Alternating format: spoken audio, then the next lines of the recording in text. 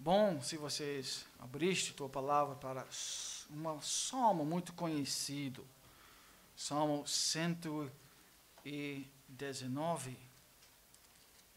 Vocês conhecem muito bem. Eu tenho um livro na minha biblioteca que é provavelmente desta grossura, só sobre Salmo 119. Eu esqueci quem é o autor deste livrão, mas sabendo que tanto podia ser escrito sobre uma passagem, um capítulo da Bíblia, isso cria em mim um pouquinho de temor de tentar falar sobre Salmo 119. Mas eu queria destacar para nós, nesta noite, como este salmo e a palavra de Deus dá a nós um socorro bem presente nos momentos de sofrimento em nossas vidas. Como vocês sabem, meu trabalho aqui no Brasil tem um foco no aconselhamento de pessoas. E eu nunca aconselho alguém que não tinha algum tipo de sofrimento. E isso vai ser verdadeiro na vida de vocês. Vocês vão sofrer e vocês vão estar ao redor de pessoas que estão sofrendo vários tipos de angústias e dores e aflições.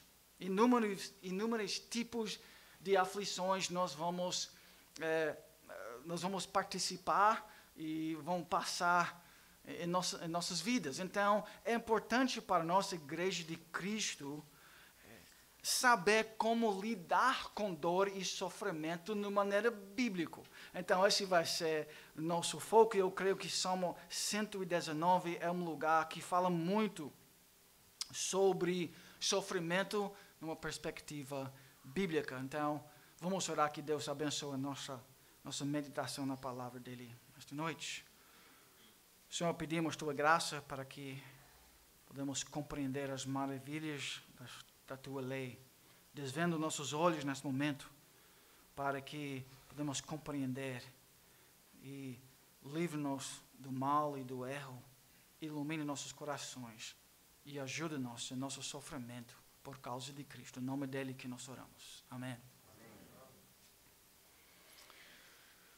Em primeiro lugar, eu queria trazer à sua memória um pouquinho da nossa visão, né? Reformada, protestante da vida cristã. Lembra que 500 anos atrás, ou 600 ou 700 anos atrás, nós estávamos começando a se livrar de um clericalismo e um sacramentalismo muito forte, que dominou a igreja por séculos. E na reforma protestante, o poder e um foco, o poder da palavra de Deus se tornou de volta central no meio da igreja, graças a Deus. Por isso, aqueles homens confiavam que a palavra de Deus era suficiente para renovar vidas e para trazer real esperança, ajuda e santidade no meio do povo. Então, pastoreamento se tornou importante de novo naquela época. Antes, você não tinha tanto esta visão de pastoreamento. Você tinha os sacramentos, mas você não tinha...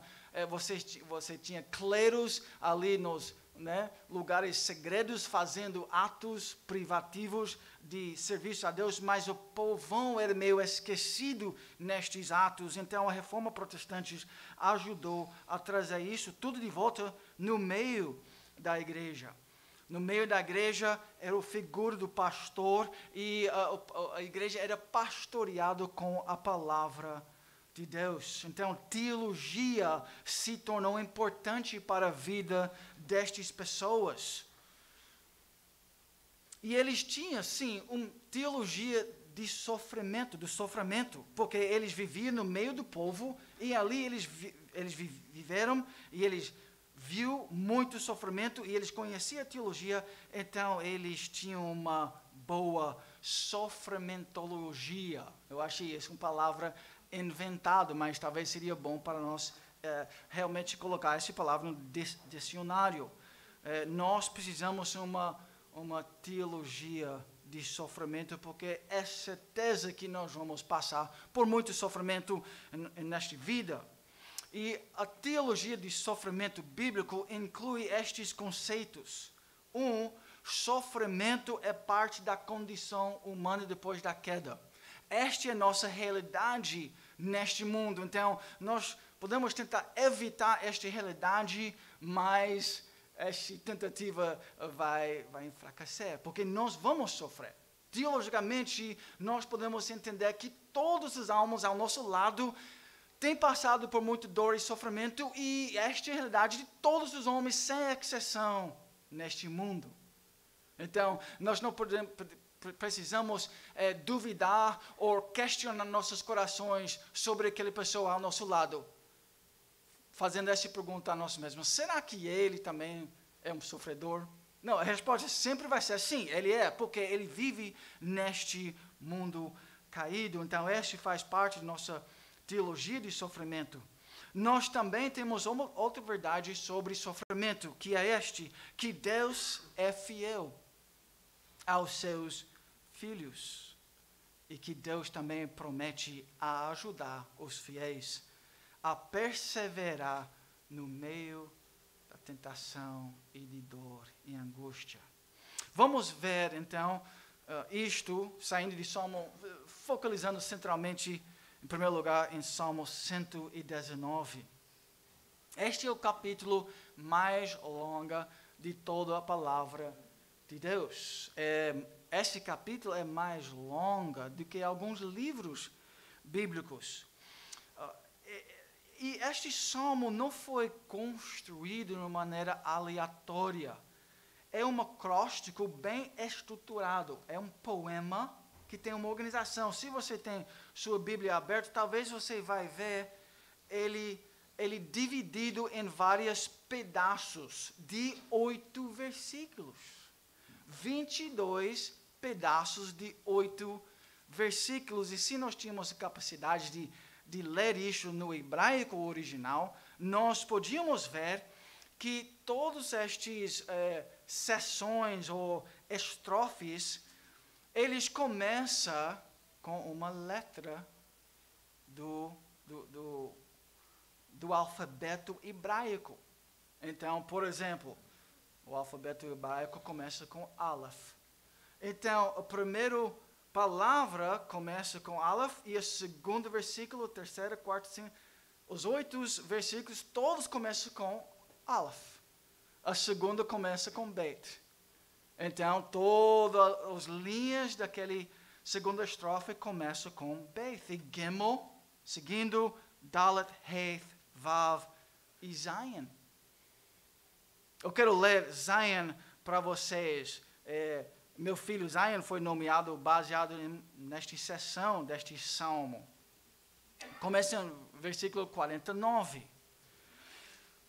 Houve nesta passagem o dor e sofrimento do salmista aqui. Esses são quase todos os estrofes, partes, seções, né, bloquinhos. Eles têm um tipo de dor e sofrimento que o salmista está sofrendo, incluindo Zion. Lembra-te da tua promessa que fizeste ao teu servo, no qual me tens feito esperar. O que me consola na minha angústia é isto, que a tua palavra me vivifica. Os soberbos zombam continuamente de mim. Zombaria. Quem gosta de ser zombado? Isso nos dói nossa alma muitas vezes, quando os ataques dos inimigos chegam ao nosso coração. As pessoas falam mal da gente. Isso aconteceu com o salmista. Os soberbos zombam continuamente de mim. Todavia, não me afasto da tua lei. Olha, examina bem a teologia deste homem. Lembro-me dos teus juízos de outrora e me conforto, ó Senhor. De mim se apoderou a indignação por causa dos pecadores que abandonaram a tua lei. Os teus decretos são motivo dos meus cânticos na casa da minha peregrinação. Lembro-me, Senhor, do teu nome durante a noite e observo a tua lei. Olha a teologia deste homem. Isso deve ser nossa teologia. O que você faz durante a noite, quando você está lá acordado? Você sabia que até a Bíblia, ele dá nossa instrução sobre como nós devemos agir no meio de insônia? Durante a noite, e observe a tua lei. Tem se dado sim comigo, porque guardo os teus preceitos. Muito sofrimento neste salmo. Salmo 119 ensina muito sobre os momentos dolorosos da vida e como lidar com isso também. Ele fala muito honestamente sobre dor, sobre assim, né, os problemas da vida cristã. Mas também esse salmo nos dá sabedoria de como enfrentar e viver e entender e agir no meio desta realidade. Ele não tenta esconder, coloca um sorriso e meramente diz, não, eu sou cristão, então a aflição não vai chegar na minha vida. Ele é muito honesto, realista. E ele tem uma confiança na palavra de Deus. E nós devemos notar isso com muita clareza. Esta confiança que o salmista tem em Deus está gravado no coração deste homem. Então ele confia no Senhor, mas esta confiança é adquirido após uma intensa e longa batalha contra os inimigos da alma. É uma batalha feroz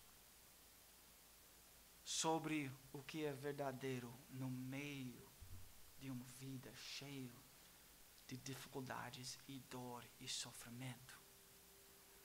Agora, nós podemos enxergar que meditação forte, né? Vamos usar feroz, uma meditação feroz é parte desta batalha. A Bíblia sempre fala acerca da importância de nossa mente, né? Dos pensamentos. Lembra de Romanos 12, capítulo 2. Vocês provavelmente têm isso decorado. E não vos conformeis com este século, mas transformai-vos pela renovação da vossa mente. Renovação dos vossos pensamentos. Então nós precisamos meditar biblicamente para entender e experimentar qual seja a boa, agradável e perfeita vontade de Deus. Então, nós estamos enxergando biblicamente o papel importante da mente, dos pensamentos, das meditações em nossa vida. É interessante que até o mundo científico, finalmente, talvez, está afirmando esta realidade de uma maneira muito importante. Às vezes eu falo com pessoas que têm vários diagnósticos. Por exemplo, hoje tem um muito importante chamado TOC. E ele é muito reconhecido também ao redor do mundo por causa dos filmes, né, e várias outras razões. Isso tem sido popularizado. E neste problema, né, TOC é transtorno obsessivo compulsivo. Né? O que é obsessões? São ideias, pensamentos, impulsos ou imagens persistentes que são experimentados como intrusivas e inadequadas, que causam ansiedade ou sofrimento acentuados. Isso é uma definição de um problema chamado toque religioso. Existem muitas outras formas em que o toque aparece em vários indivíduos. E vocês conhecem isso, provavelmente, do cultura popular. O maior especialista nesta área é chamado Dr. Jeffrey Schwartz. E ele é considerado o principal pesquisador de neuroplasticidade no mundo. O que é neuroplasticidade? Eu quase nem consigo falar esta palavra. Mas o que a pesquisa dele eu vou resumir rapidamente o que eles estão descobrindo nos lugares mais avançados, ali no MIT de Michigan, em conjunto com UCLA, UCLA, lá no Los Angeles, e as pesquisas, depois de décadas e décadas de pesquisas, sabe o que eles estão descobrindo? Que a mente é muito poderosa, que a mente até consegue transformar o cérebro. É isso que ele tem descoberto. O cérebro é passivo e a mente ativa. Os cientistas estão afirmando isso. Sabe o que isso quer dizer? Que a mente controla o cérebro. Agora, se você é um materialista, você não pode acreditar nisso. Então, tem alguns problemas na cosmovisão de cada pesquisador, mas ele, por causa dos fatos científicos, ele está pronto para enfrentar qualquer materialista, até ele dizer, essa que a ciência está afirmando, que a mente é muito poderosa. A mente toma decisões sobre o que acreditar e como viver neste mundo. O cérebro obedece a mente. Claro que isso é muito controversial, tudo isso no meio acadêmico. Mas o que eles estão descobrindo e afirmando através das imagens é que crenças, pensamentos, meditações mudam a estrutura do cérebro. Parece que aquele velho ditado está ressurgindo no nosso meio, mind over matter, né? A mente sobre a matéria.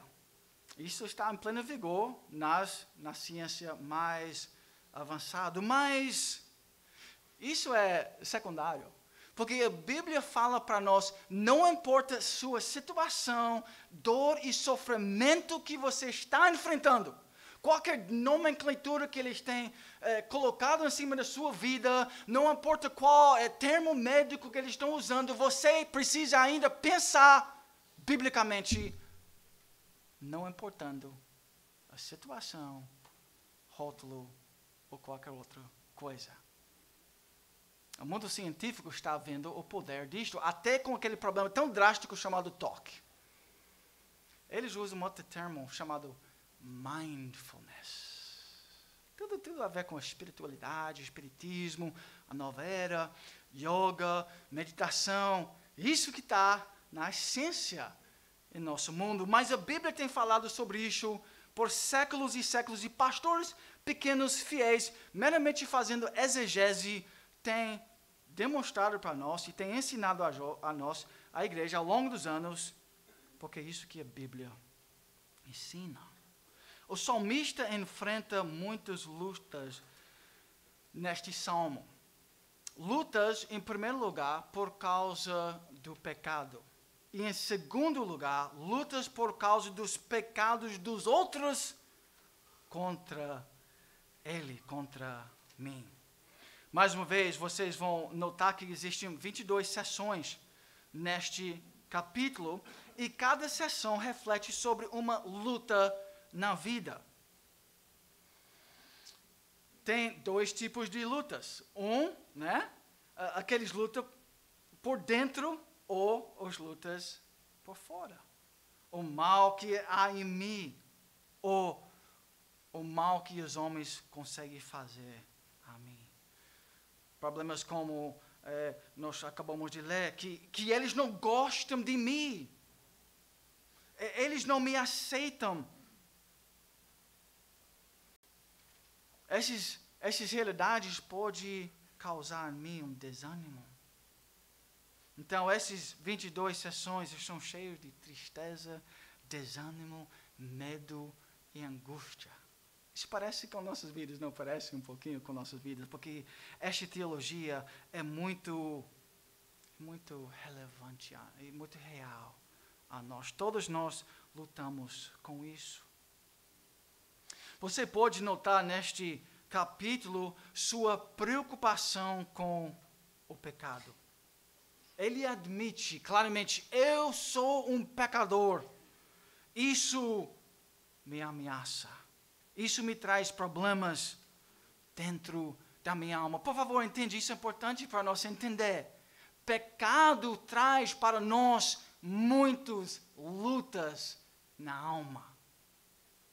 Nós podemos ver isso no versículo 8, que é o último versículo da primeira sessão. Nós também podemos ver isso no último versículo da última sessão. No começo e no fim, o salmista está preocupado com o próprio pecado dele. Ele tem medo, em primeiro lugar, do poder do pecado dele. Vamos ler versículos 1 a 7. Bem-aventurados os irrepreensíveis no seu caminho, que andam na lei do Senhor. Bem-aventurados os que guardam as suas prescrições e o buscam de todo o coração. Não praticam a iniquidade e andam nos seus caminhos. Tu ordenaste os teus mandamentos para que os cumpramos à risca. Tomara sejam firmes os meus passos, para que eu observe os teus preceitos. Então não terei de que me envergonhar, quando considerar em todos os teus mandamentos. Render-te-ei graças com integridade do coração, quando tiver aprendido os teus retos juízos. Cumprirei os teus decretos. Não me desampares jamais. Está ouvindo o versículo 8, naquela última parte? Não me desampares jamais. Um grito de medo e preocupação. Olha, abençoado aquele que cumpre a lei do Senhor, mas será que eu vou conseguir? E se eu desobedecer? Eu vou desobedecer. Não me desampares jamais. E no final, 176, talvez só precise virar 1 ou 2 páginas. A última sessão. Termina o último versículo. Ando errante como ovelha desgarrada. Procura o teu servo, pois não me esqueço dos teus mandamentos. Mas olha o problema que o salmista reconhece. A lei do Senhor é perfeita. Isso que deve reinar no meu interior, mas eu sou um pecador e o mal habita em mim. Então, livra-me do mal deste que está em mim. Este salmo, ele começa então com uma exaltação sobre obediência aos caminhos de Deus, a obediência à lei do Senhor. Ele percebe claramente que este é o caminho certo para viver. Mas também, mais uma vez repetindo, ele reconhece que ele tem falhado muitas vezes. E este é o problema na vida dele. Então, muito dor e sofrimento, irmãos, começa ali mesmo. Nossa desobediência. Lutas por causa do pecado. Esta é uma das principais razões pelas quais nós sofremos neste mundo, por causa do pecado. Mas isso não é a única razão que nós sofremos neste mundo. Também nós temos lutas por causa dos pecados dos outros pessoas contra mim e contra a gente. O salmista é muito aberto e honesto sobre este segundo problema. Nós podemos ver isso em várias passagens. Este homem é um homem que conhece dor. Ele é um sofredor. Ele é atormentado por homens. Parece que ele está sendo perseguido. Os zombadores têm chegado na casa dele. Eles abusam dele injustamente. E ele pergunta ao longo deste capítulo: quanto tempo posso aguentar estes ataques dos homens maus? Será que eu vou ser consumido por estes malfeitores? Eles estão me atacando injustamente. Eles falam mal sobre mim. Será que isso vai acabar um dia? Eu não sei se meu coração vai aguentar o esquecimento dos homens e a negligência das pessoas. E é interessante que o salmista, ele está falando assim, abertamente, e em voz alta parece ao Senhor. Ele não esconde isso de Deus, mas ele é uma oração que está sendo levantado. Deus, a oração é mais ou menos assim: Deus, tu prometeste para nós bênçãos, vida real, mas o que está acontecendo na minha vida?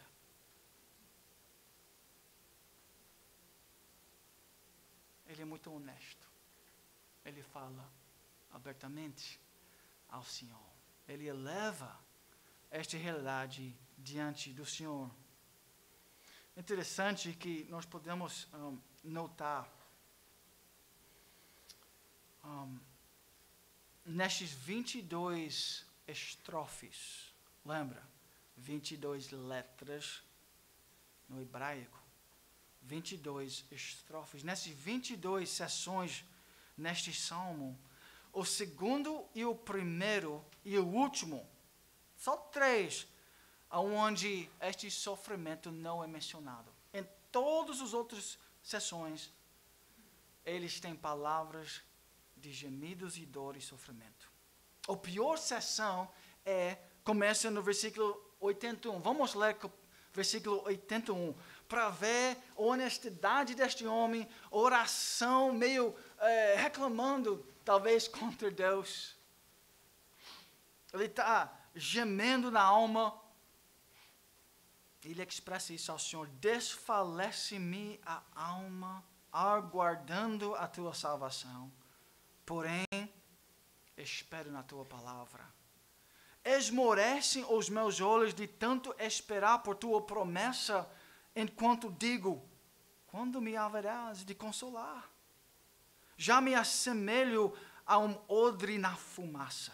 Contudo, não me esqueço dos teus decretos. Olha a teologia e a batalha deste homem. Como é que ele está lutando contra os problemas da alma, a doença da alma, os sofrimentos, sempre treinando a mente dele para pensar biblicamente sobre todos os momentos. Eu creio que esse é o ponto principal que eu espero que nós saímos, que essa passagem está ensinando a gente sobre nossa sofrimentologia.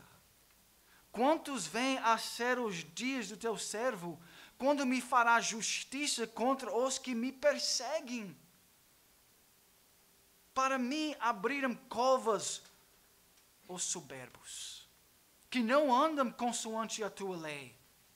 São verdadeiros todos os teus mandamentos. Eles me perseguem injustamente. Ajuda-me. Aonde ele está levantando os problemas da alma? Para o Senhor. Quase deram cabo de mim na terra, mas eu não deixo os teus preceitos. Vivifica-me segundo a tua misericórdia, e guardarei os teus testemunhos oriundos de tua boca. O que está aconselhando este homem? O que está trazendo para ele paz? Aonde é que ele busca ferramentas teológicos? Ele tem caixa de ferramentas teológicos. E ele abre aquele caixa, e ali ele pega as promessas, o evangelho, a lei do Senhor, a presença de Deus. Ele usa teologia bíblica para combater os problemas e o real sofrimento que este homem tem. E é um sofrimento até a morte. Será que eu vou viver? Quase deram cabo de mim. Talvez você já sentiu assim. que seus dores e sofrimentos vão te levar para o outro mundo. Mas, logo depois desta sessão, olha o que vem seguindo esta parte. Ele fala sobre a fidelidade de Deus, começando na próxima sessão, no versículo 89. Para sempre o Senhor está firmado a tua palavra no céu. A tua fidelidade estende-se de geração em geração. Fundaste a terra e ela permanece. Conforme os teus juízos, assim tudo se mantém até hoje. Porque ao teu dispor estão todas as coisas. Não fosse a tua lei ter sido o meu prazer, há muito já teria eu perecido na minha angústia.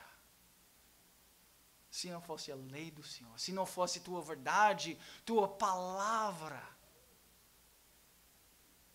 eu perecido na minha angústia.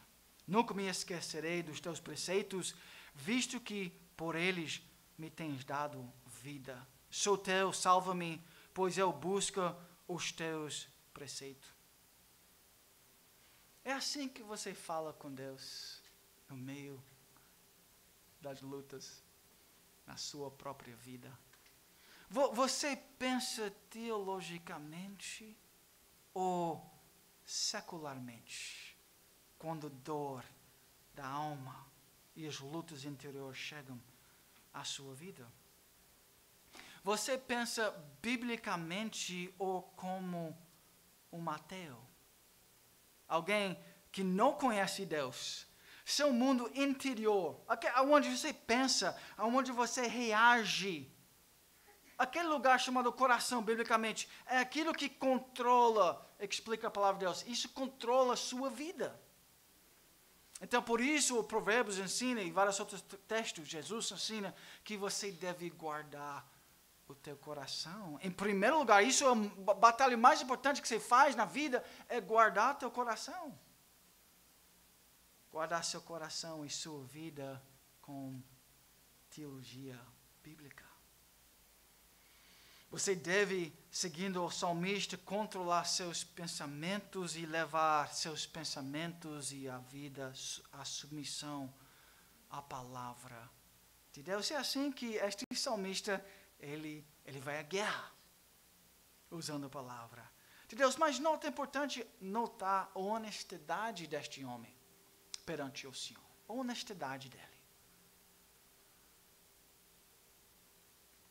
Ele reconhece que a vida cristã é difícil. Esse autor, ele é um teólogo, né? Inspirado pelo Espírito Santo. Ele conhece a palavra de Deus, ele conhece Deus, ele é um cristão verdadeiro. Mas ele passa por muitas lutas e dificuldade na vida. Quer dizer, você vai e deve ser um bom teólogo, mas isso nenhum de nós vamos escapar dos sofrimentos. Então, nós não devemos seguir aquela teologia de prosperidade, né, que diz que tudo vai ser tranquilo e fácil agora que nós conhecemos Jesus. É muito fácil para nós, não é, irmãos? Diante destas dores, perante o mal, ali fora e aqui no nosso interior, perante o abuso, né, e o pecado, é muito fácil para nós esquecer de Deus.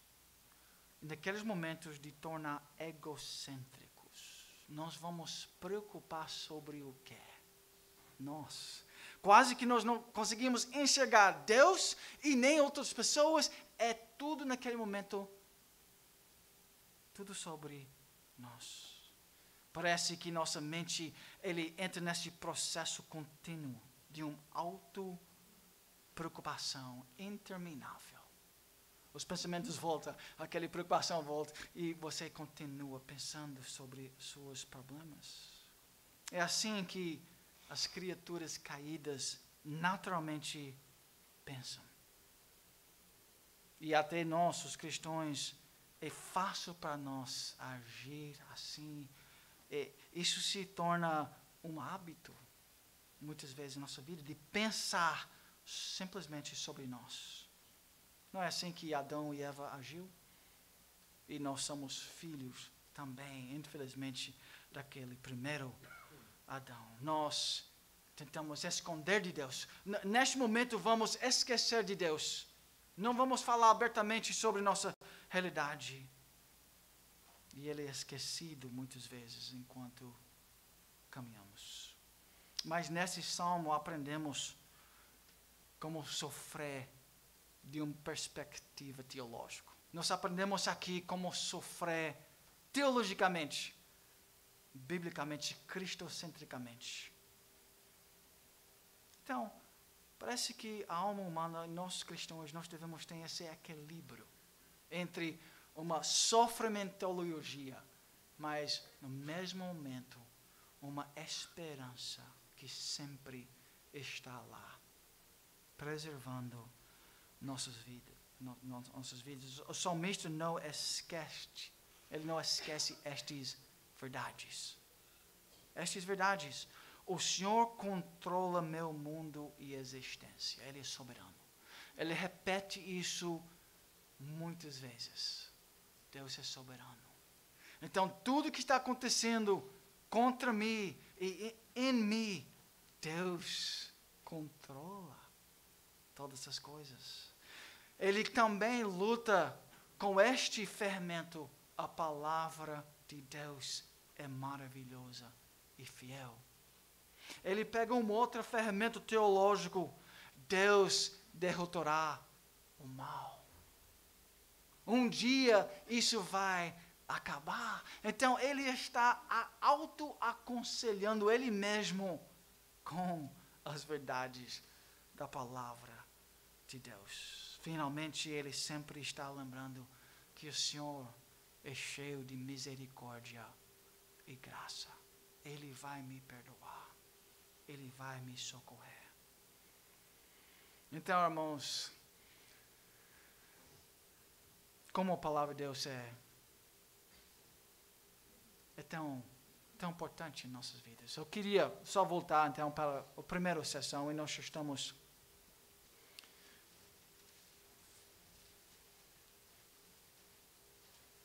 voltando para o início e para terminar, né?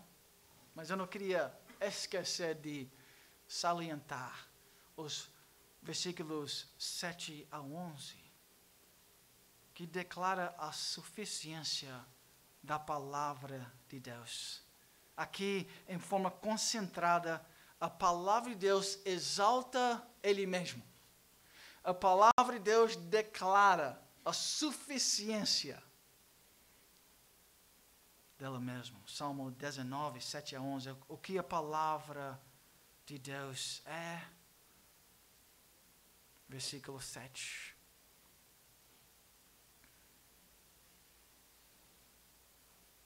Desculpa, vamos lá para versículo 11. Guarda no coração as tuas palavras para não pecar contra ti. Ensina, versículo 12, ensina-me os teus preceitos. Seja generoso comigo. Desculpa, eu estou equivocado, porque eu queria falar acerca de Salmo 19. Obrigado. Versos 7 a 11. O salmista também, em Salmo 19, declara as glórias da palavra de Deus. Só esses 3 versículos. A lei do Senhor é perfeita e restaura a alma. Se sua alma está distorcida e quebrada e o que eles chamam hoje de doente, a palavra de Deus e teologia, o Evangelho, que restaura a alma. Cientificamente, eles estão descobrindo até a alma, o coração, a mente, que muda o seu cérebro. Então, se seu cérebro tem problemas, pensa biblicamente. Porque a lei do Senhor é perfeita e restaura a alma. O testemunho do Senhor é fiel e dá sabedoria aos simples.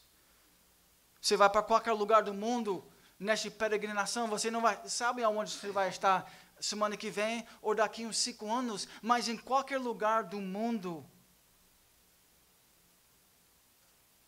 o temor do Senhor é límpido e permanece para sempre. Os juízos do Senhor são verdadeiros e todos igualmente justos. Nós aprendemos nesta noite e com esses salmos que a palavra de Deus é perfeita, certa, pura, limpa, verdadeira, virtuosa. E se Ele é tudo isso, o que a palavra de Deus pode fazer na sua vida? Pode restaurar a alma. A palavra de Deus pode restaurar a alma. A alma no grego é psique. O estudo científico é chamado logos. Então, o verdadeiro estudo científico sobre a alma é feito aqui, na palavra de Deus. É Deus que conhece o ser humano. Pode restaurar a psique, torna as pessoas sábias. Precisa de sabedoria, como lidar com esse sofrimento, esta confusão, esta tristeza profunda na minha vida, este toque da vida, este qualquer coisa que você é chamado. Quer sabedoria no meio daquilo? A palavra de Deus que dá isso para você. A palavra de Deus que alegra o coração, ilumina os olhos, limpa. A palavra de Deus que faz julgamento certo. Então, se você quer julgar certo, fazer decisões corretas, você precisa da palavra de Deus.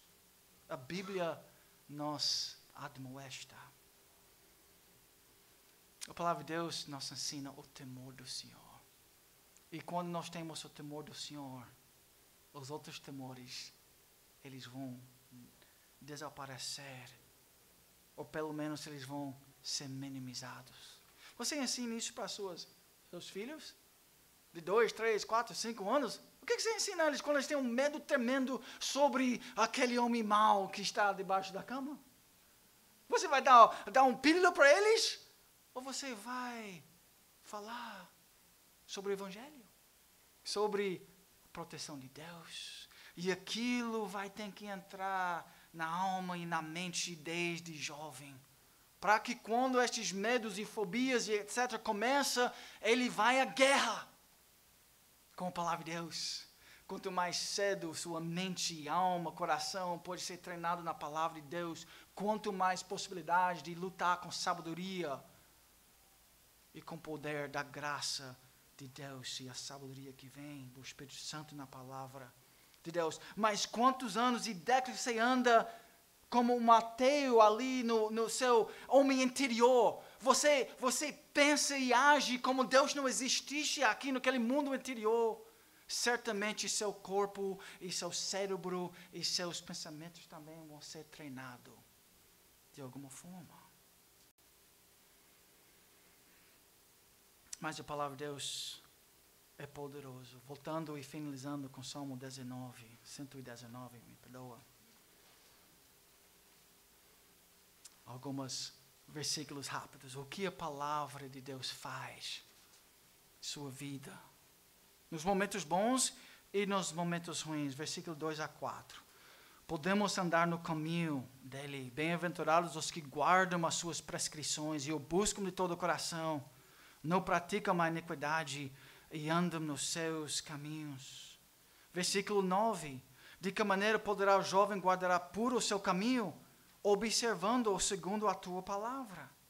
Versículo 11. Guarda no coração as tuas palavras para não pecar contra ti. Quer saber como não pecar contra o Senhor no meio das suas angústias e dores? É aqui que nós estamos ensinados. O alfa e ômega.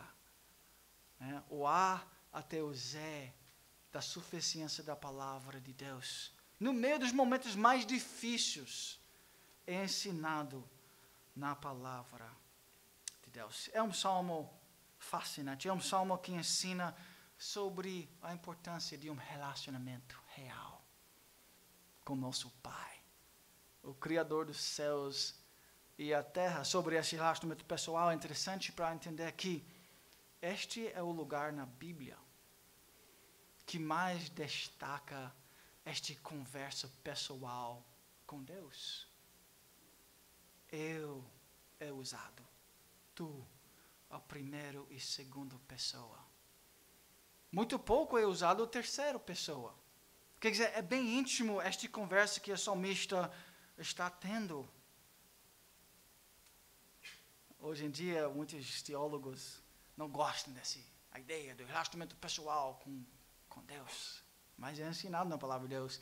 E nós devemos amar este relacionamento íntimo, pessoal, com o Senhor, no meio de nossas lutas. Essa é uma grande oração. Então, se nós precisamos aprender a orar, aqui nós estamos ensinados. Se nós temos problemas em nossa alma, a Bíblia nos diz coisas radicais sobre a nossa vida de pensamento. Aquele mundo interior, vou repetir isso para concluir. Eu quero destacar isso. Examina mesmo seu fluxo de consciência. Aquilo, né, os pensamentos, aquele ritmo de pensamento que está acontecendo na sua vida. É bíblico? Ou é uma falsa teologia e uma falsa maneira de pensar que está atacando sua consciência diariamente? Sabe que isso é uma tendência natural. Gênesis 6:5 diz, todos os seus pensamentos são, não há Deus. 6:5, desculpa, diz, toda a intenção dos pensamentos do seu coração era perversa todos os dias. São realidades bíblicas sobre a natureza caída. É muito fácil para nós pensarmos secularmente sobre o que está acontecendo em nossas almas. Mas o Salmo 119 ensina a gente o modo correto de pensar, o modo apropriado de usar sua mente e coração. Nossos pensamentos não existem num universo sem Deus. Então nós não temos o direito de pensar e meditar daquela forma.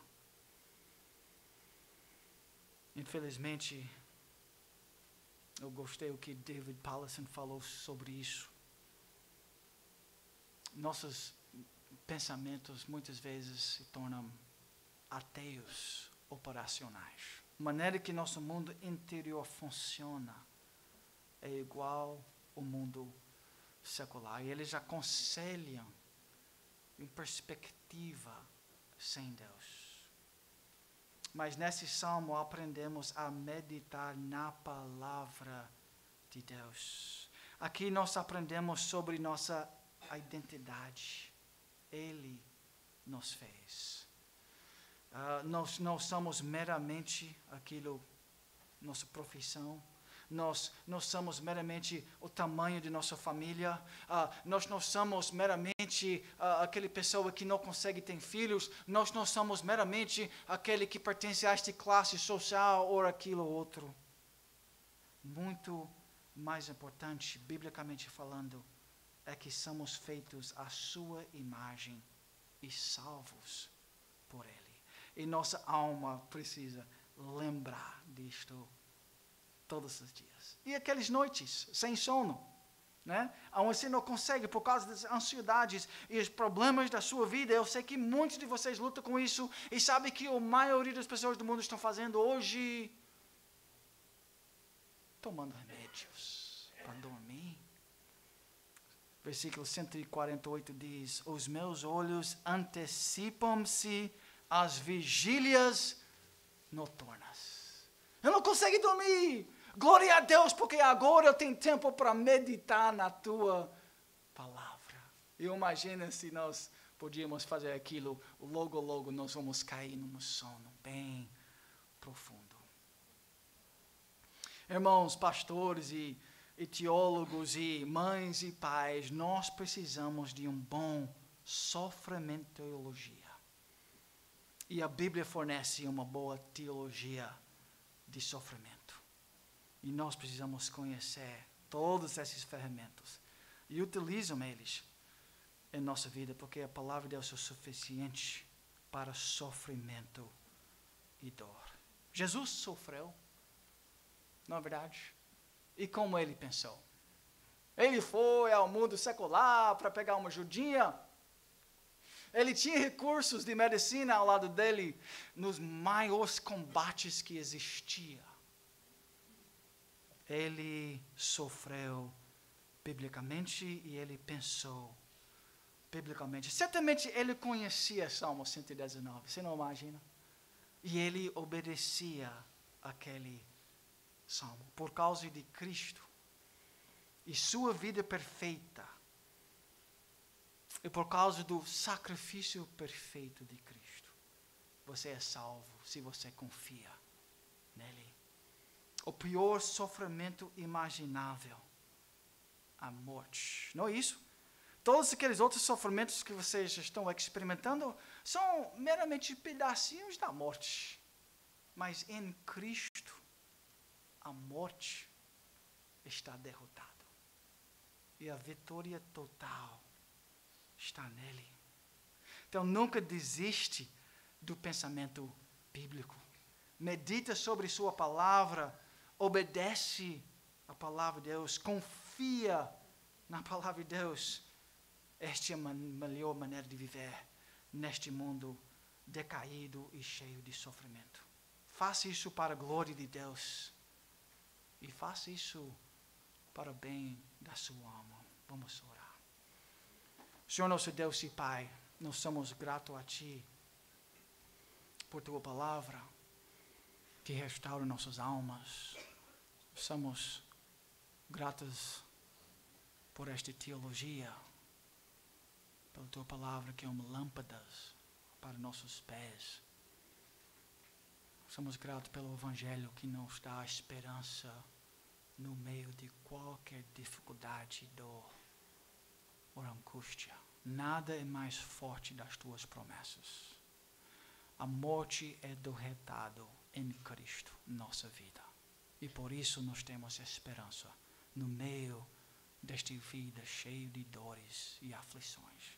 Ajuda Teu povo, Senhor, sempre esperar em Ti, meditar na Tua palavra e agir de acordo com Ele por causa de Cristo. Em nome dEle que nós oramos. Amém.